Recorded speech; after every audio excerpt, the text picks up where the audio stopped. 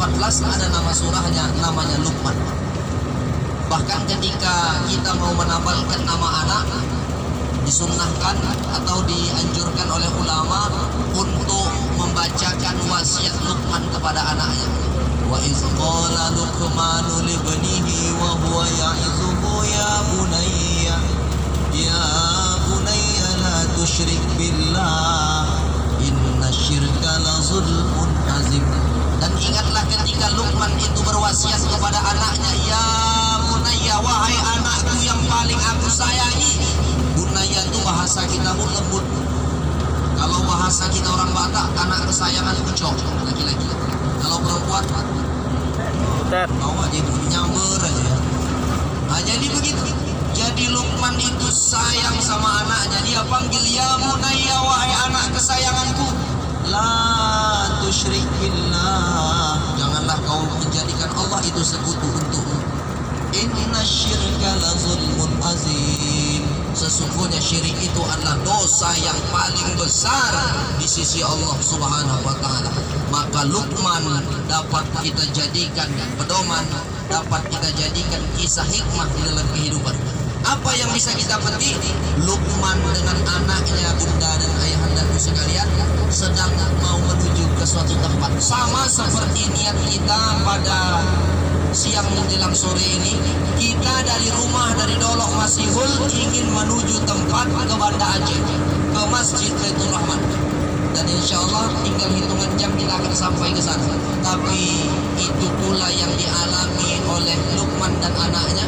Ketika mereka sedang dalam perjalanan, apa yang terjadi? Kaki anak Luqman tertusuk duri, tertancap duri, sampai Luqman mengatakan kepada anaknya, anakku, kamu tidak apa-apa. Apa yang dikatakan oleh anak Luqman?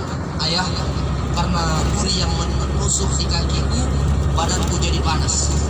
Lalu ayahnya berkata, nak, kalau begitu jangan kita teruskan perjalanan.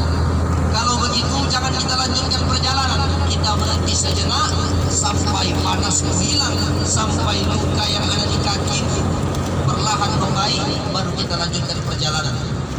Hari, menit berganti, maka kaki anak Luqman pun sembuh, ibu.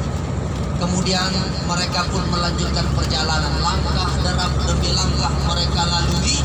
Tapi apa yang terjadi ketika mereka sampai di tempat yang mereka ingin tuju? Di sini pelajaran besarnya dapat kita ambil makna dan pelajarannya. Ketika mereka mau sampai kepada tempat yang mereka tuju, tempat itu habis terbakar di lahap oleh si jago merah. Habis terbakar. Andai si Luqman dengan si anaknya tidak tertancap duri di kakinya, mungkin mereka pun akan bermalam dan menginap di tempat yang terbakar itu, dan mereka pun akan menjadi korban orang yang meninggal dunia. Tadi kita berangkat beriringan dari Masjid Raya yang sedang subuh tadi, kita sholat berjamaah di dalamnya. Kita beriringan, tetapi sopir ketika melihat kenapa bus yang satu lagi tak nampak,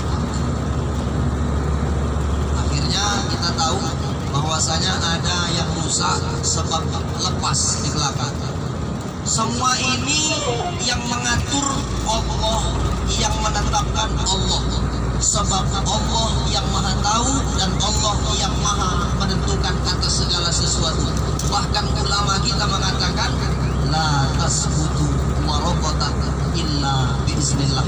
Daun yang jatuh itu pun sudah ditentukan oleh Allah Subhanahu wa ta'ala. Daun, apalagi mur, apalagi ban mobil. Boleh saja kita berpikir, kenapalah terjadi kalau tidak udah sampai kami cepat di sana. Tapi ibu, percayalah, ada hikmah yang besar ketika orang beriman memandang sesuatu yang terjadi, meskipun sekecil apapun yang terjadi. Maka kalau hari ini kita sedang berpergian, sedang kita menuju ke suatu tempat yang kita inginkan itu tak sesuai dengan yang kita harapkan, jangan pernah salahkan keadaan. Boleh jadi Allah Ta'ala mau selamatkan kita dari truk yang besar. Kalau ibu ingat, tanggal 21 Januari hari Jumat itu, Bu, tepat macam hari ini, hari Jumat. Kejadian apa itu Ustaz? Kejadian tabrakan beruntun di balik papan Kalimantan Timur. Lapah, tahu Ibu? Nah, tahu aja lah biar cepat ngantuk kan. Jadi kejadian itu banyak menewaskan orang yang sedang antri di lampu merah. Tetapi ada pelajaran besar lagi pelajaran. Apa itu? Ada seorang istri dan seorang suami namanya Pak Pumo dan Ibu.